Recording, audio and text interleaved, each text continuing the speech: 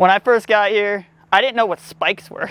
I remember lining up for my first race. We had ordered me a pair of spikes, and I told Jake I had flats to race in. Show up to the start line, he goes, "Where's your flats?" I go, "These are my flats." He's like, "Those are sneakers." But no, like even the program as a whole, like when I got here, we were barely a conference level team fighting WNL for a championship, losing every time. And now we're one of those teams that are fighting for a top 10 team in the nation, fighting for regional titles. And I mean, the team's more than doubled since I've been here. Like culturally, we're tighter than ever. Physically, we're better than ever. Like it's just a night and day difference from when I got here. After Outdoor Nationals, I was a little disappointed in myself. Didn't have the race I necessarily wanted. So I just kind of like took a couple weeks off, and then me and Jake got back to work. 100-mile weeks, workouts, and I was working full-time during it. But yeah, consistency was the name of the game this summer. Hit 100-mile weeks as consistently as possible while being smart about it. And so did 7 weeks of 100-mile plus weeks this summer, consistently. A lot of our meets are going to be field similar to nationals, at least talent level, because we always go to a lot of the bigger meets. So it's going to be literally, it'll be like dry runs for nationals. See what the pack throws at us, respond how we should respond, get used to racing in packs, get used to racing people, not necessarily chasing the clock like we like to do in track.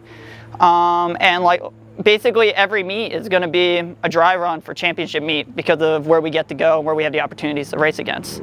You always want to get better every year. That's always the goal. And I feel like, I think most of the team would agree, last year was kind of a step backwards instead of a step forward. Yes, we had a great regular season, but we stumbled at the line, both at the regional meet and at the national meet. So now it's kind of like a lot of the guys that come back with a chip on our shoulder, and kind of with the logic of, well, it can't go worse than last year, so let's shoot for something big. We want to take home a regional title. We want to be a top 10 team in the country. And I feel like everybody on the roster, whether you're a travel guy or not, is fully committed to that. It's getting us to that next level. Honestly, I don't think it affects how we look at the season at all. Yeah, we look at them. It's cool to be ranked first, but at the end of the day, that is just what other people think we can do. It has no dictate on what we can do, and if we get too caught up in that, it's just a distraction.